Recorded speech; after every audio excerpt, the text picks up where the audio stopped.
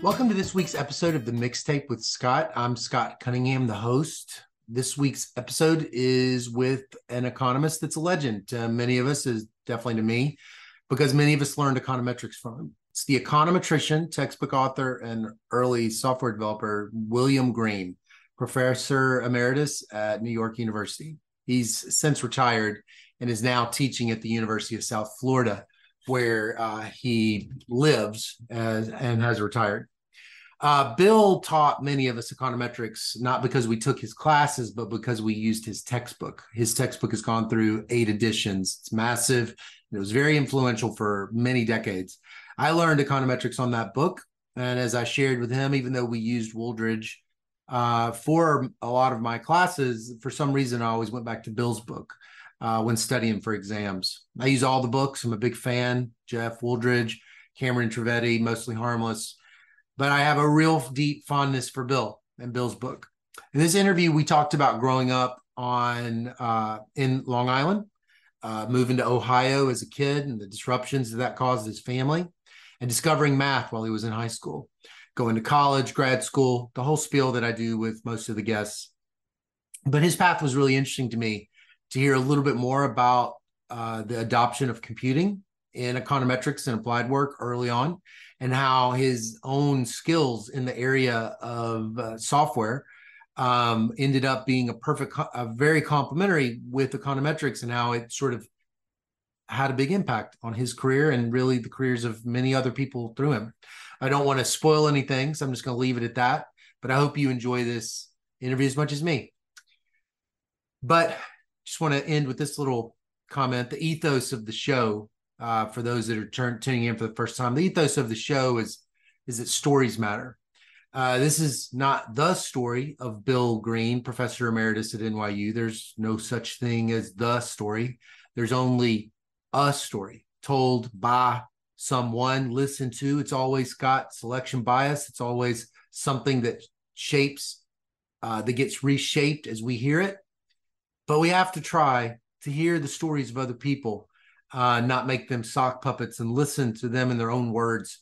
I believe that it's important for validating the lives of other people, but I also think it's important even for navigating our own life. We need each other. We need these lights along the path of our own careers and our own lives. We need each other's stories.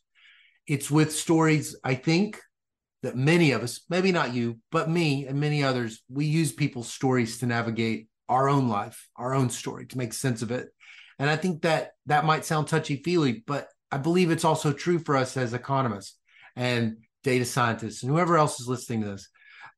Hearing the story of economists is important because they're important and people are important and the profession is important.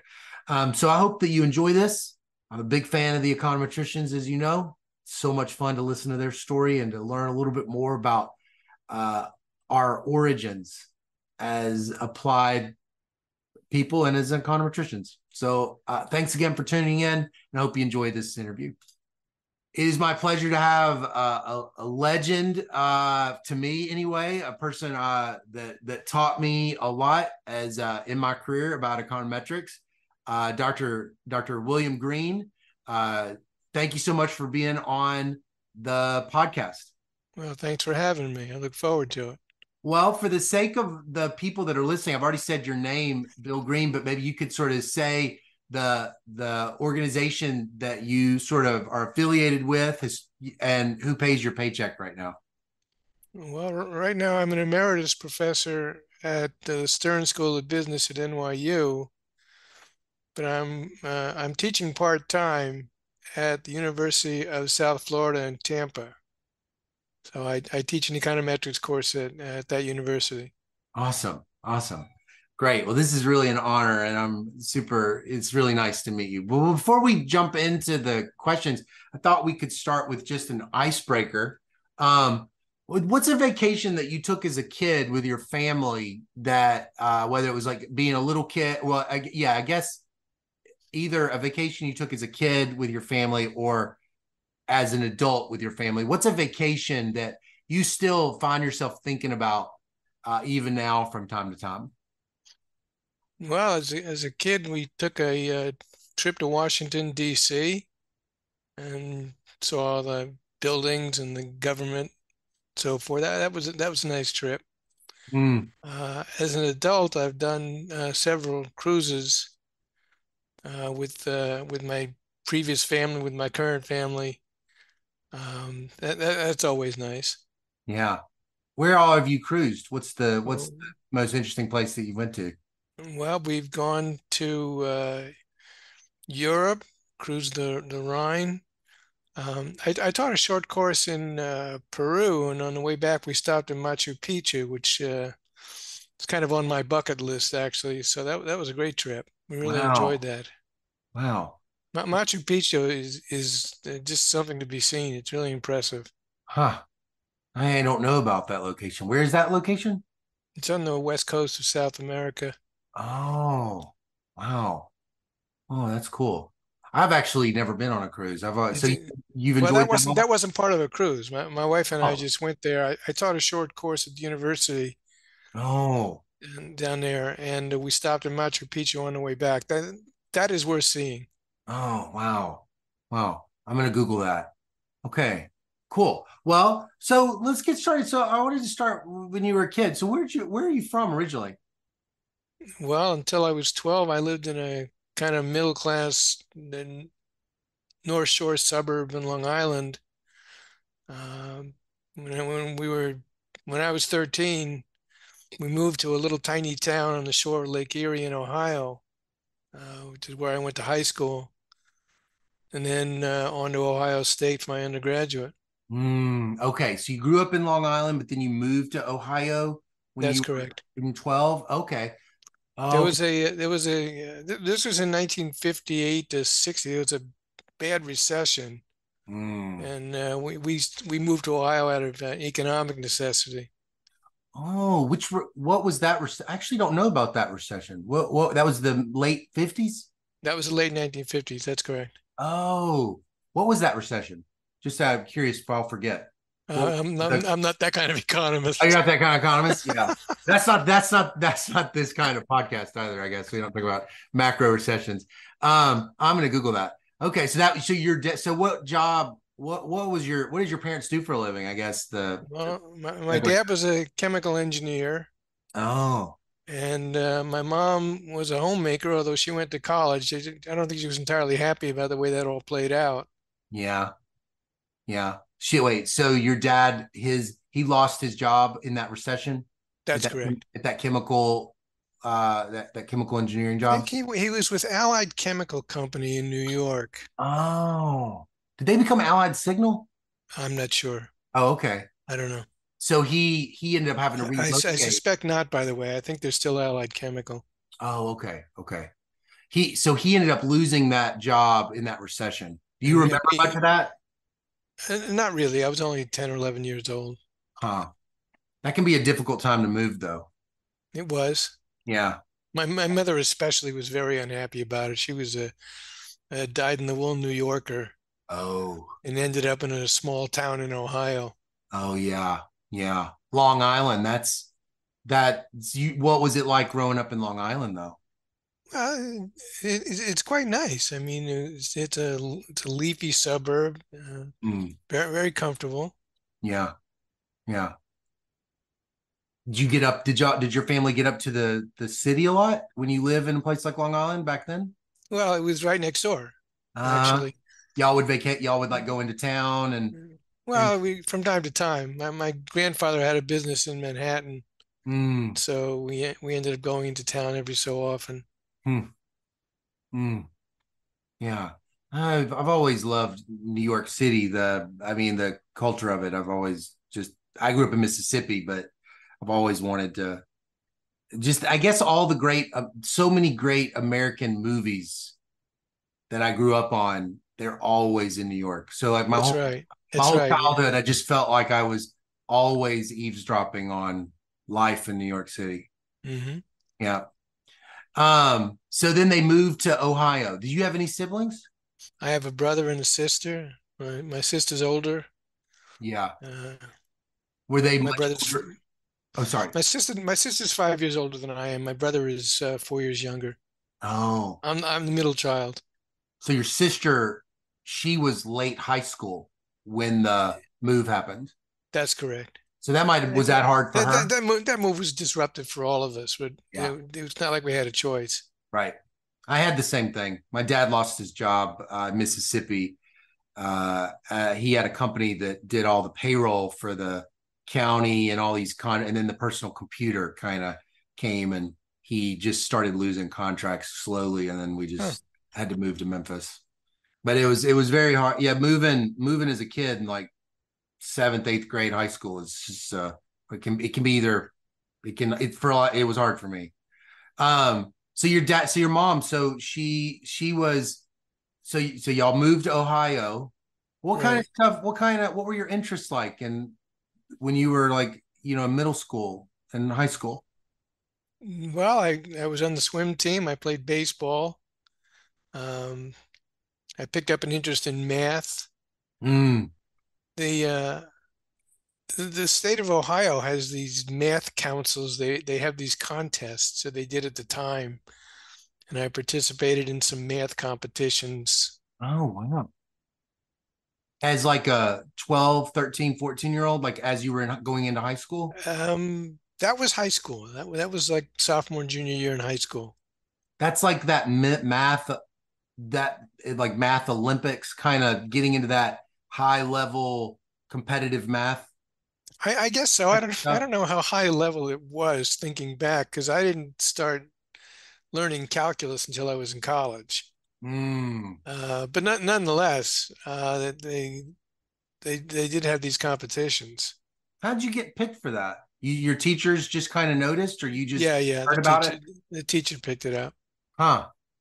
They could just tell. What? So you enjoyed math Oh before that yeah, happened? that was the thing. I really enjoyed it. So Hmm. this was fun. Hmm. So what did you love about it? Is it what was as a kid? What did you love? Looking back, if you had to remember, what was it Well, that? I think it's probably like most economists who get into that kind of work. It's like puzzle solving. Yeah. There's something really rewarding about that. And I used to work a lot on my homeworks with my dad. Hmm. That was nice. Yeah. Yeah. Homework with the dad. That is fun. Um. Uh. So you also played baseball. Yeah. You were enjoying these math classes. Did you know what economics was? I didn't really pick up economics as an interest until fairly late in college. Hmm. I studied operations research and statistics, but I was in the business school. At the Ohio Um, State. at Ohio State. I lost my interest in being in a business school when I was a senior, dropped it and went over to the economics department and Oh, graduated from there. okay. Walk me through that. So you end up going to Ohio State, and because you're living in Ohio, you end up going to Ohio State, and what you like immediately kind of sort into this kind of you're sorting into a math major, stats Well, major. it was statistics and operations research. It was production management and that sort of thing. Mm, That was early on, although at the time Ohio State was on a quarter system, and I went to school year round. It was possible to take a million different courses mm-hmm, because there are three 10-week sessions mm, during the academic year and a summer session. So I was able to take all kinds of different courses. mm-hmm, And also at the time, it was different from now. The business school program required several economics courses. So mm. I didn't all of a sudden hit it for the first time. I had to have courses in labor economics and economic history, You even that had to sort of go thing. that far. It wasn't just the principal stuff. They were Exactly. majors. Wow. Yeah, the business school required something like 6 or 7 courses in economics. Oh, I don't think they do now, they did back then though. but they did, yeah. And at the time, I was taking statistics courses as well. So what? Something starts to happen. You start getting disillusioned with one thing and curious about another thing. Well, disillusion may be a little strong. I didn't find it very interesting, Mm, and there was a chance to do something more interesting in the econ department. mm. Do you remember any of these guys' names? These professors? Um, yeah, Michael Darby, Mm, he became an official at Treasury at some point. Uh, PAVB Swami, whose name you might recognize. He's an econometrician. You ever heard of these people? No, I feel like I've heard them, but I can't place some of these. I can't. I'm not positive I have. You know, the kind of fun thing is having gotten to where I got to in econometrics, I started hearing from people that I had taken courses from, and they were writing to me for advice about econometrics. That must feel fun. I still get a big kick out of that. So So I remember Goldberger pulling me aside and asking me about how ordered probit models work. really, Yeah, wow. Now that's something to make sure to write down. So that that, was a treat. That was yeah, absolutely. I would have put that in the annual accomplishments thing they make me fill out here. Wow, that's neat. Well, wait a second. You are at Ohio State. You're not super interested. So do you just drop the OR major, the OR stats major, or do you have like a double major? It's sort of a double major. I actually graduated from the business school at Ohio State, Mm-hmm. but uh, I took a lot more economics courses when I decided to move over. I was sort of headed to an MBA program and changed my mind and decided I didn't want to go into an MBA program. Oh, So I loaded up on economics courses and applied to graduate school in economics. oh, you graduated and it would have been a logical thing to do an MBA and you didn't want to do one. That's right. Oh, but you wanted to do something. You wanted to go to do a graduate degree. Oh, I wanted to be a professor, and I decided that early on. When did you decide that? What happened to make you Fairly decide? fairly early in college. It just seemed like a great job. Yeah. Okay. But you weren't sure what. What was it you thought that a professor Well, I did? like I said, I was into the business school, Uh-huh. and I was ultimately going to end up in an MBA program. I think I applied to Brown and a couple others, Hmm. but at that time, I lost interest in business as a subject to study. Hmm. And since I was required to take all these econ courses, that's where I picked it up. Well, could you explain to me as though I'm not an economist? Like imagine just trying to explain to somebody, they would think some people would say, well, econ and business are the same thing. What exactly was it that you started to say, no, this isn't interesting. This is kind of interesting. What's the key thing you remember Well, noticing?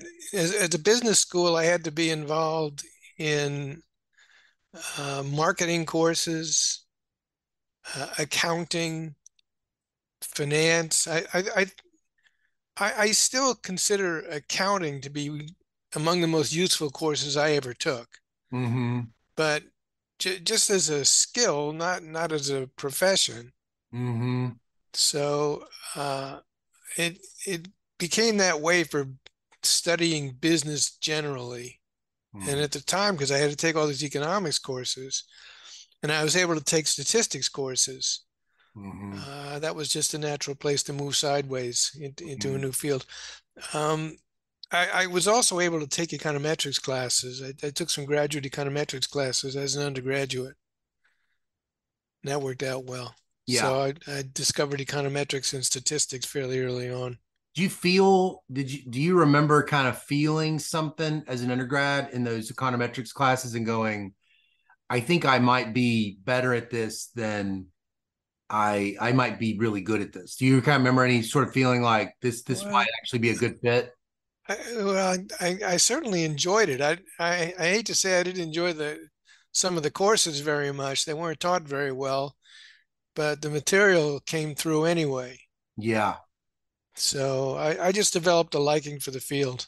Mm, mm, Econometrics just seemed really interesting. Econometrics and statistics.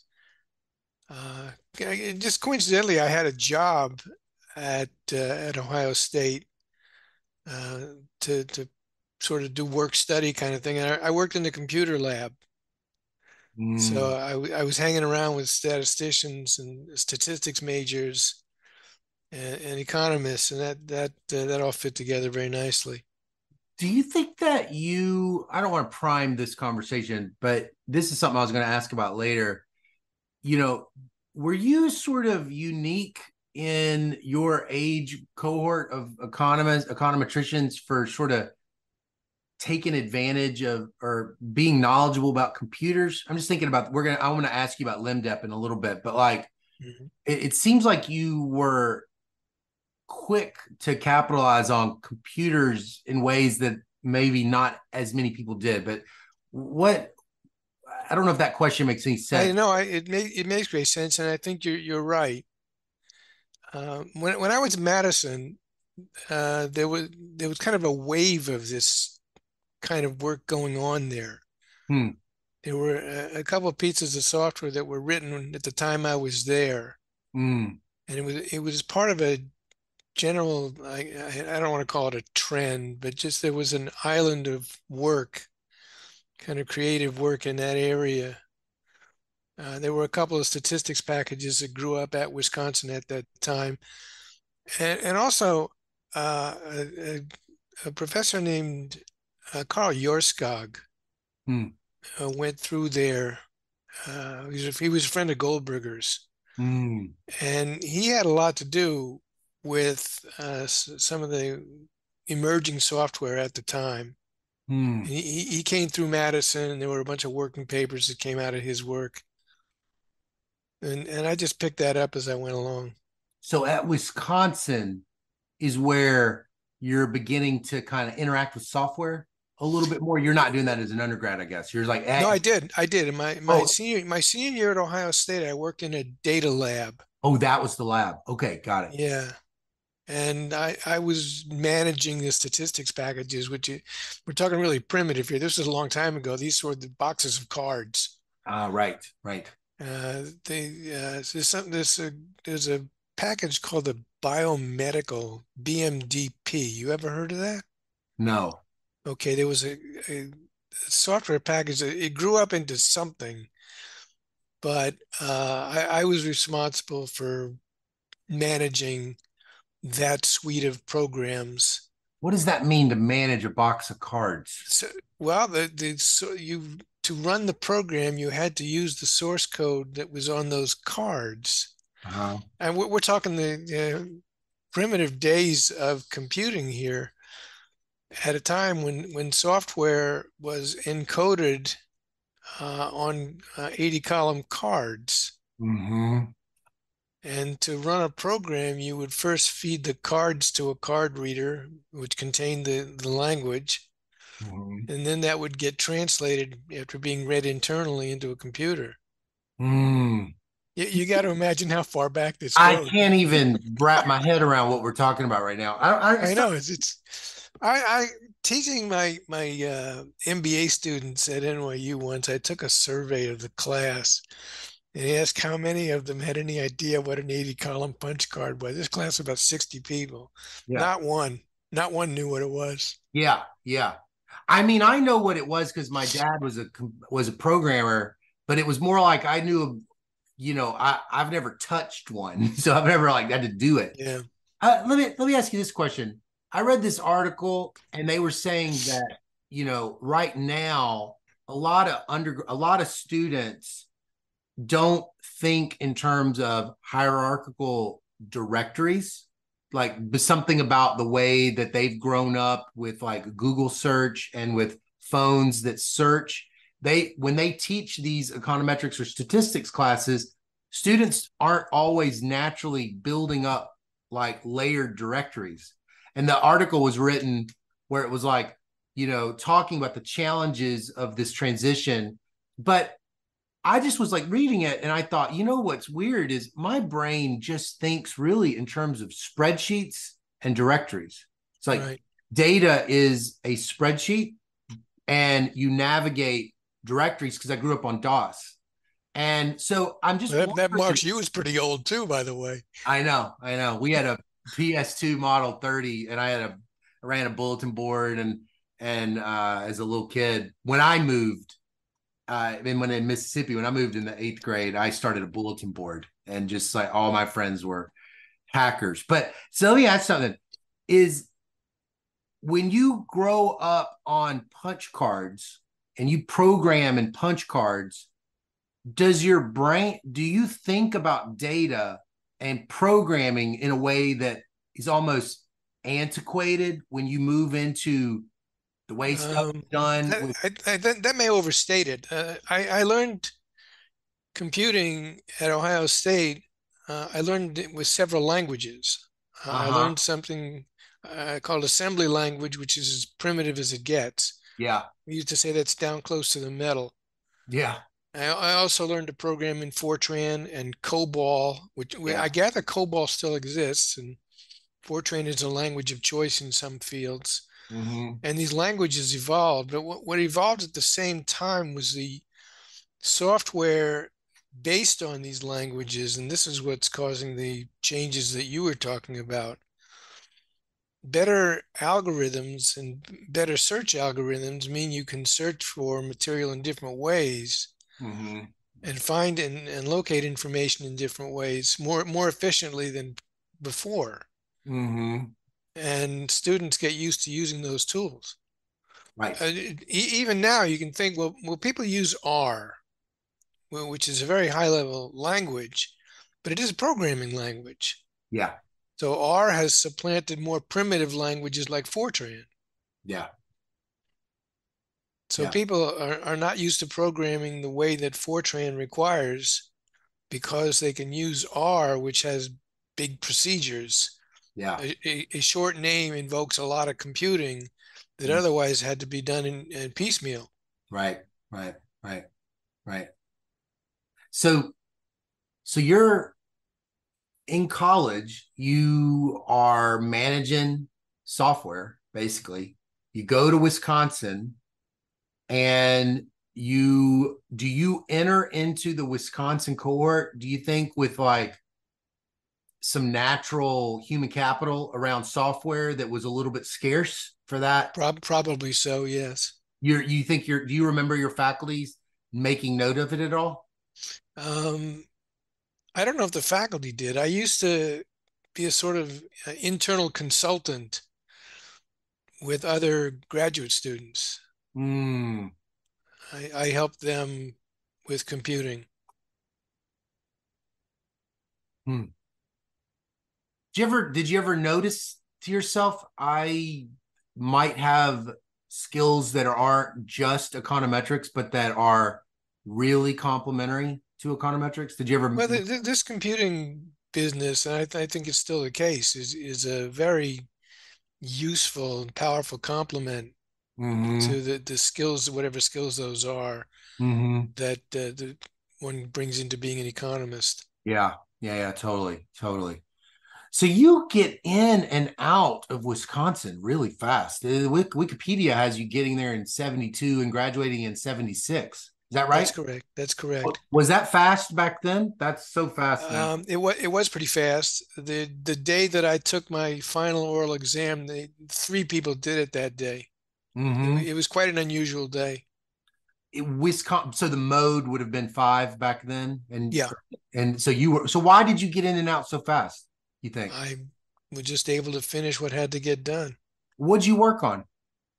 Well, my major undergraduate or graduate was in econometrics and I guess microeconomics. My thesis was about production and cost functions. Is that JP? Was that your job market paper? That one? Yes, That was it your job is. market paper. That's Oh, correct. wow, wow, And there was a second one that was sort of similar to it, but the JPE paper took up most of the meat of that study. wow. What did it feel like getting a JP on your job market paper? That's Like, pretty exciting. it was you. But wait a minute, that wasn't my first paper. Really, it wasn't. What was your paper? I got a paper in Econometrica. Whoa. Well, now wait a minute. I have a suspicion that it's the shortest paper ever published in Econometrica.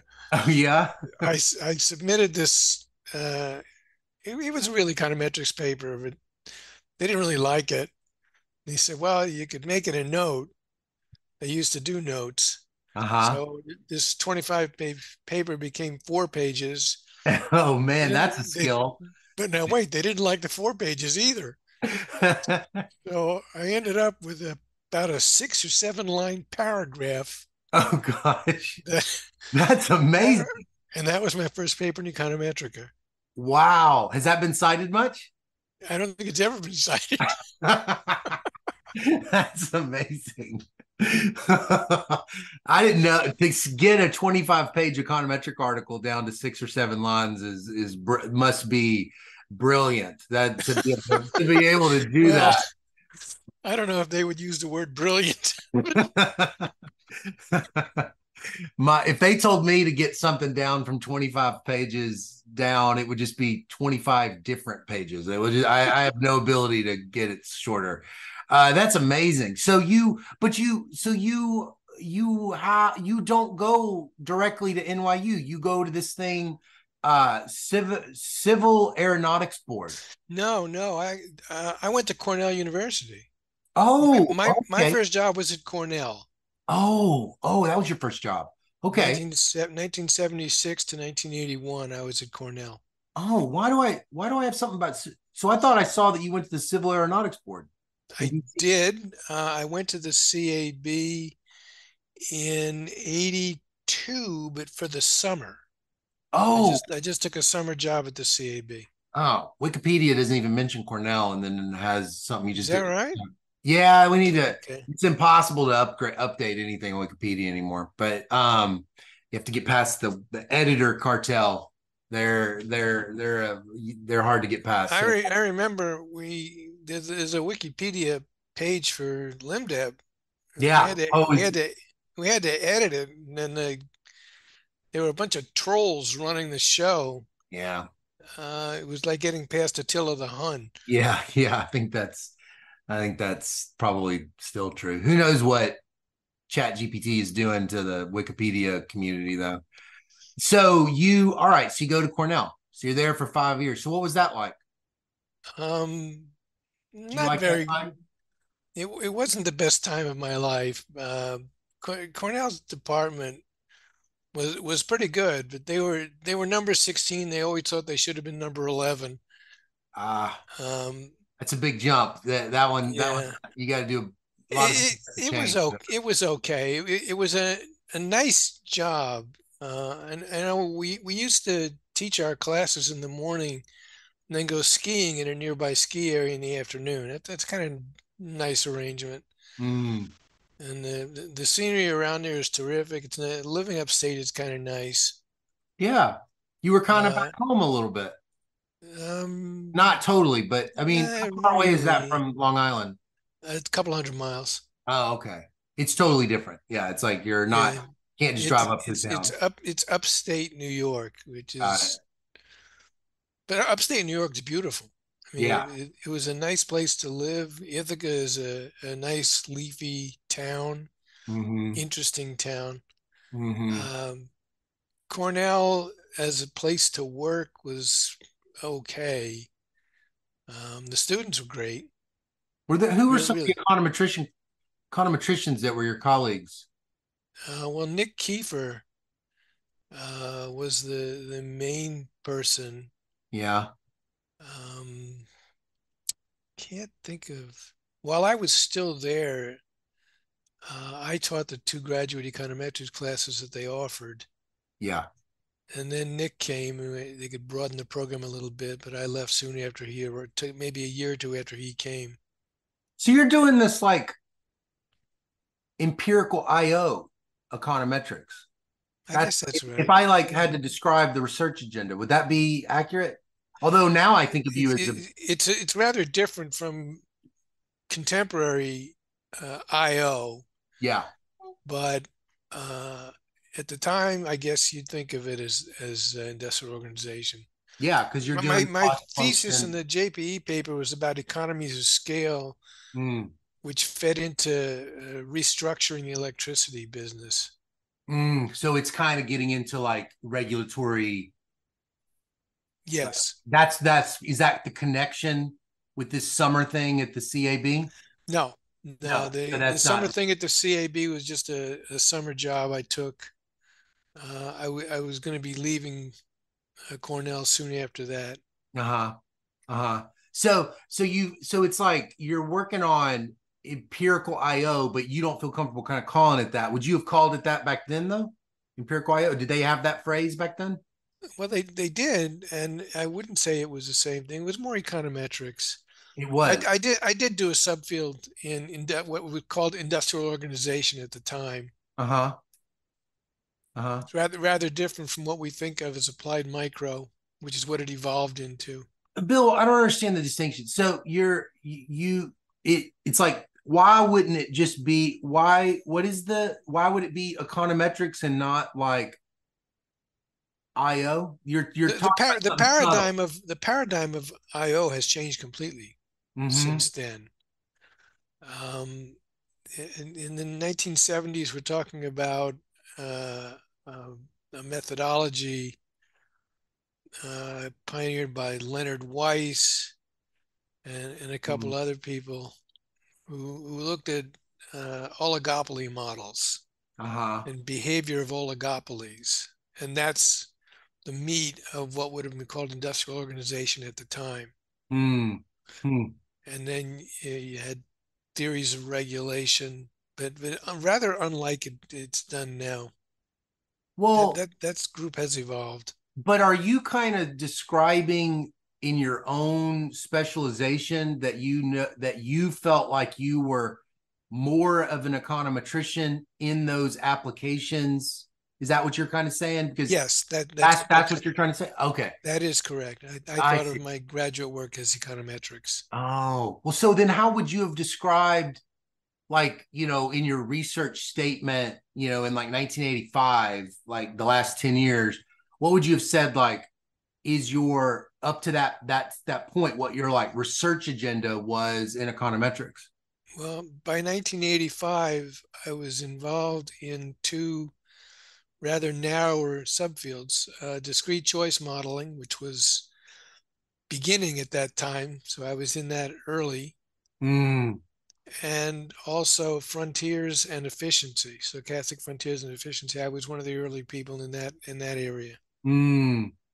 How did you get into those two things? Was that a natural progression from where you started, or was that like a big jump? The discrete choice stuff just flowed out of my work I was doing writing LIMDEP. Actually, to tell you the truth, in both of these cases, they're just things I found interesting Yeah. that I encountered in the literature. They seemed really intriguing, so I followed through with them. We need to talk about limb depth now that it's been brought up twice. So now, because now it looks like it's going to matter for the other conversation. So, what for those people that are listening, some of them have never heard of limb depth. So, can you tell us what that is? Well, they may have heard of Van Logit. LIMDEP, when it was first being written, was about the Tobit model. Mm. I wrote code to fit Tobit models that my colleagues in the graduate program were using. And then, At Cornell or at no, NYU? at Wisconsin, It was. Oh, this was all the way back in at grad school. I started doing this stuff when I was in graduate school. Oh, you were writing this code for the Tobit model in graduate school, and your colleagues were using it. Yeah, that's correct. Oh. And I also, if I think back to the earliest work I did, I wrote another program for multinomial logit. Mm-hmm. And these two things sat side by side. And my thinking was, well, I could hook these things together and not have separate pieces of software for these two functions. Mm-hmm. Now Mm-hmm. that doing that requires not only the operations themselves, but an interface so the user can tell the software which one it wants, where the data are, and uh, that's the beginnings of an interface language. What's an interface language? What does that mean? That's the end That that that user. that's the means by which a user communicates to the software what they want to do. You're used to doing this. You do this. Uh-huh. Uh, you've done empirical work. You ever fit a probit model? Yeah. Okay. Well, what'd you use? Stata. Yeah, it's all there. I mean, I use R Oh, because they make me, but I use Stata. okay. So Stata has a command, probit. Mm-hmm. Mm-hmm. It takes computer code to resolve your desire to fit a probit model with the machinery inside the software that will do it. So until you're making this interface software, what are your in counterfactual? What are people being forced to do instead? Um, I'm trying to think. We're not as early on in the development of software as it might seem. There were elaborate packages. So there was something called TSP, Yeah, TSP. We had to use it. which was Clint, right? developed. There's a guy named Clint that ran it. Yeah. That was my professor, Scott Atkinson. He was always calling Clint on the phone to like get something added or something. Yes, I remember. I don't remember Clint's last name, but I know who you're talking about. So TSP was developed in the 1960s, 1970s, Mhm. and it contained an interface. It was an elaborate package. TSP was an amazing piece of work. I mean, they got it was appreciated at the time what a great piece of work it was. Hmm. It's not like people discovered later. They knew when it was being done. And I think the TSP was the first econometrics package that allowed the user to specify a model symbolically Hmm. and write down a model in the program's own code, but where you say probe it and then you list the set of variable names. That's the protocol between you and the program. Yeah. So you feed that stream of characters, and the program knows how to turn that into a command to fit a probit model and use the data identified with those names in the model. Yeah. And you're writing limb depth for Yeah. models that obviously TSP doesn't have, I guess. That's the problem. Like Um, software yes. limitation. The multinomial logit model was invented in the latest 1960s, maybe in the beginning of the 70s. So there existed a program that could fit the multinomial logit model because Nurlov and Press did it, and McFadden and Train did it.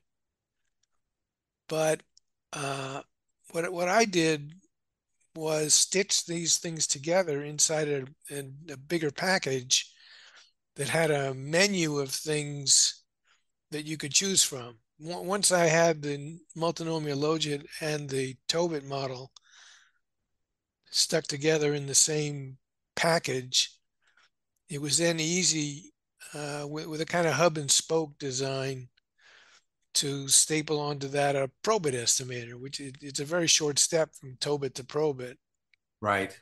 And then things I picked up along the way, the menu grew, the package grew. So is this like a side gig that you're kind of doing as a grad? Yeah, very much so. But people are asking for it. But there's no email. So how are you getting this? How are you getting this software to people? You're mailing something to them in the mail or something? Um, Trying to remember now.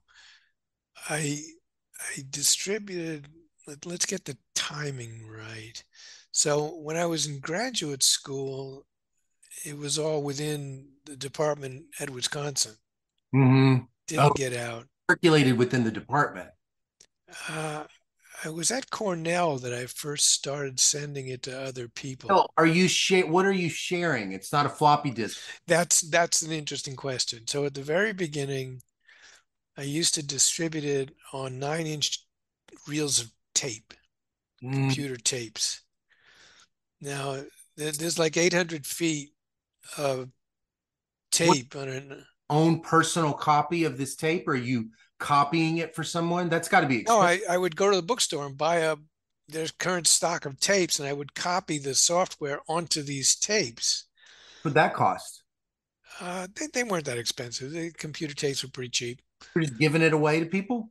I wasn't giving it away. I think the I first got money for it in 19 early 1970s. I think I was at Cornell. Hmm. So like what would happen? Somebody writes you a letter in the mail at Cornell and you're like, some guy I at, I'm trying to remember when email made its way into this, and I'm sort of missing the thread here. There's a gap in my memory. Dad, I remember when we moved to Memphis, Memphis State had a Vax account and Unix account emails for the faculty, and that would have been like late 89. But I want to say it's isn't it more the 80s when there's a lot of this adoption of email? Yes, yeah, it is. You're right. And it was in the 80s that I started distributing the program. And originally, when I did it, I distributed the source language on tape. You just stick it in a box, you'd like package it and you'd send it to some professor at Chicago or something. That's correct. Huh.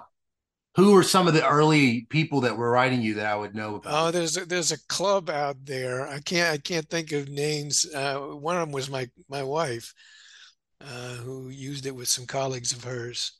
She was a faculty or PhD student in economics. Not in my department, but yes. Oh, and so she wrote you and wanted a copy of, and they're what So, are they asking for, Bill? They're asking for I want. It's basically the equivalent of I want your multinomial logit code. I want your Tobit code. Is that what they're asking? that's correct. And you're over time, you're going, well, now I'm going to add in conditional logit, or I'm going to add in, like, I'm going to start at, you started adding in lim- That's right. limited dependent variable model. Exactly. That's where the name came from. Yes. How big did it get?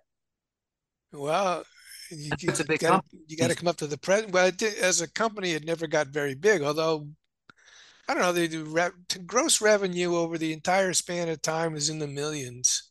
Yeah. It's not large now. The methodology of software has changed, although we still sell some. How did that feel? Did it make you feel like you're an entrepreneur to kind of Well, do I that? always made the decision, do I want to be a businessman or do I want to be a professor? That's And I right. decided I wanted to be a professor. Yeah, because you had that bad experience in business school back when you were a kid. And Yeah, well, I liked the academy. I liked being inside a university. well, uh, how many before you sold it? How many models did LIMDEP software have inside of it that you had personally created? Oh, there was a pile of them. I learned how to do regression, Hmm. two-stage least squares, probit, a couple of variations of probit and logit, multinomial logit, that kind of thing. There was a handful. That stuff continues to grow. Mm-hmm. Mm-hmm. Some of these are new techniques that have grown up in that time. Like, for example, the mixed logit models are creatures of the last, say, 12 years. Well, so pivoting a little bit to the textbook, Yeah. does textbook get born out of all of this activity in a way? I mean, I know Yeah. all this stuff is confounded. Well, I can nail down on why I wrote the textbook, actually. Yeah. And you're right, there is a connection there. At the time that I started writing that textbook, the bestseller was Tile. Are you familiar with that? Oh. Okay, that was written by Henri Tile, Henri, last name Theil. Mm-hmm. Yes. And Yeah. and That name. if you take a look at that book, it does linear regression from cover to cover. Uh-huh. There's an advanced topics chapter at the end of the book, which is the probit model with one exogenous variable. Mm. And this was at a time I was doing all this work on limited and qualitative variables. Yeah. This is, and I'm thinking there's an opening in the market here Yeah. for a book on these sorts of topics. Mm. Now, the profession doesn't take kindly to young professors writing textbooks, Yeah. but Wait, I was far enough along. I was like 10 years into my career. you were at NYU?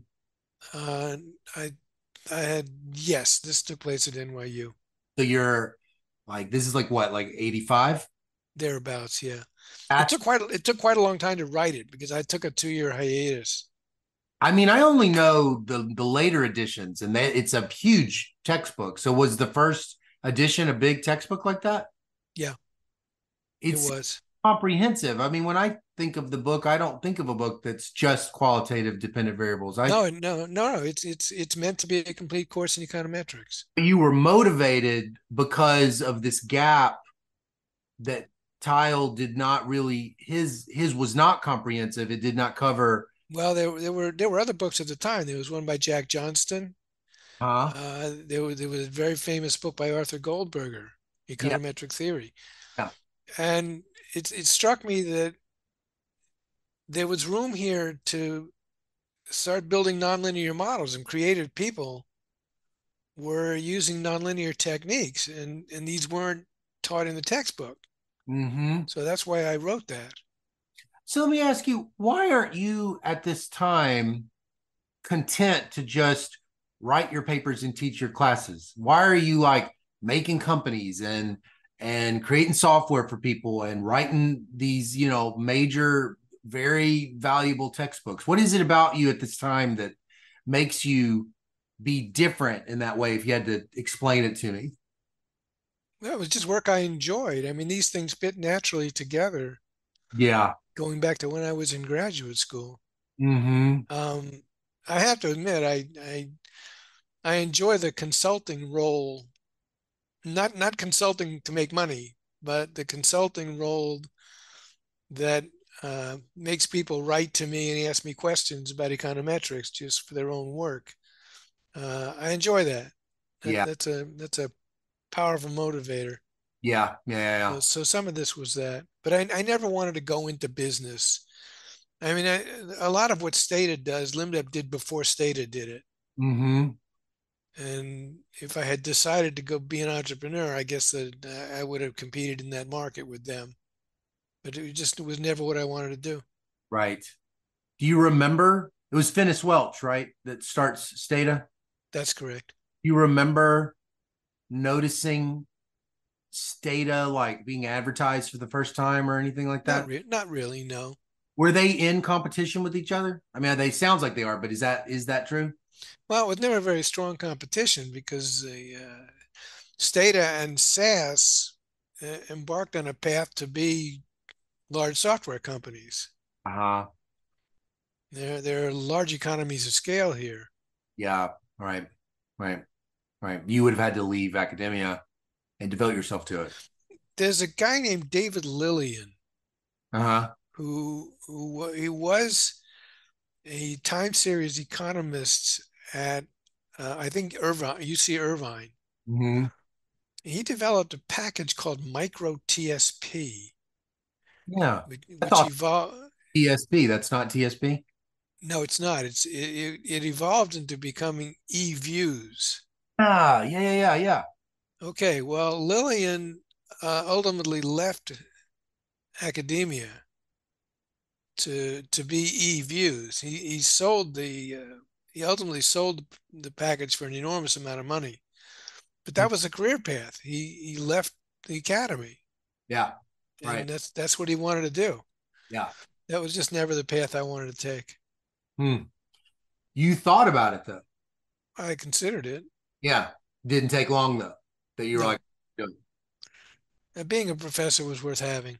Yeah. So the textbook, you spent 2 years writing this massive, it was big. It was like a No, big, I spent more than 2 years writing it. It oh, you had, altogether probably took four. oh, 4 years. Yeah, Well, so what was the immediate response by the market to the book? it's been fabulous. No, I mean like that first edition. What surprised It, you? And it became a huge, huge book. So I'm just curious what you saw no, at the, it did very well from early on. hmm. It really did. The difference was I it mean, a different? it's not that big a market.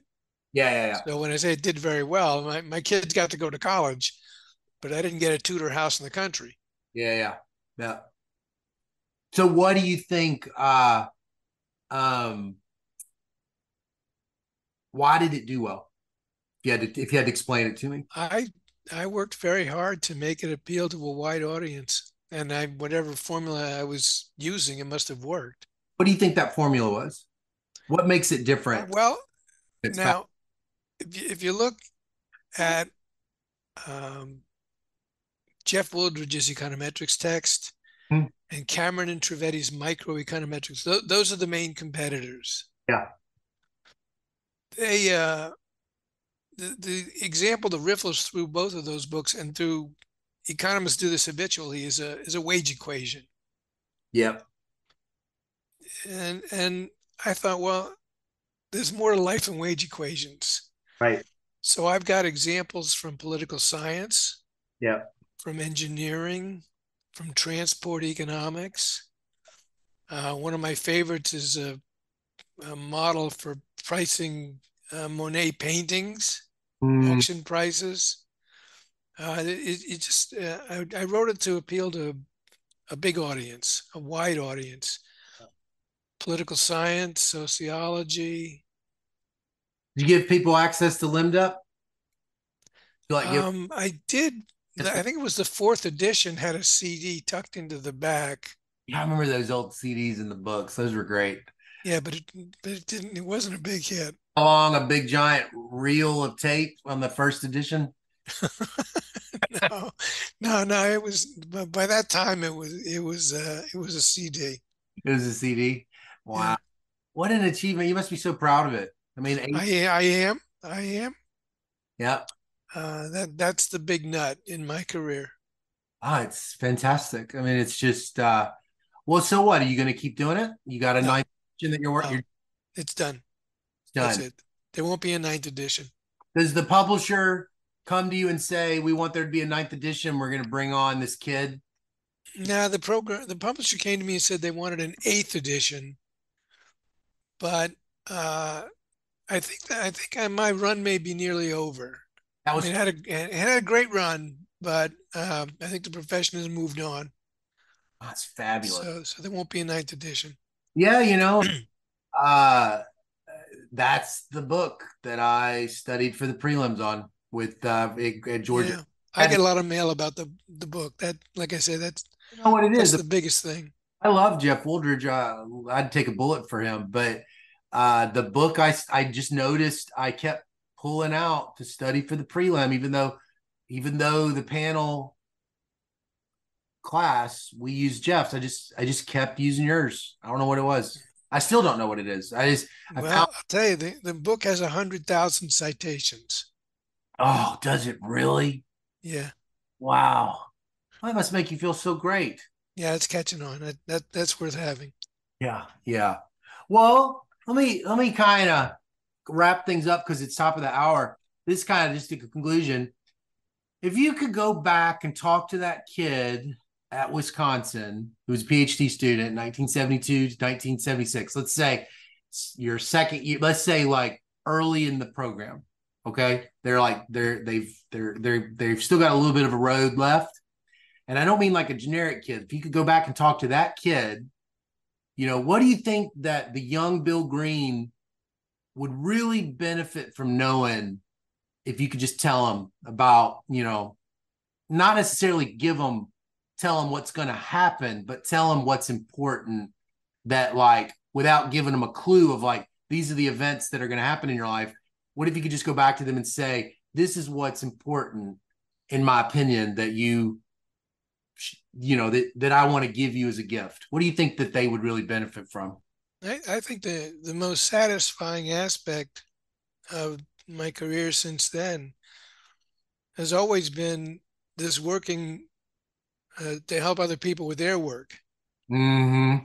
I always thought about LIMDEP and that textbook as helping other people be better at what they do. Yeah. So that's the most satisfying aspect Mm-hmm. of my career.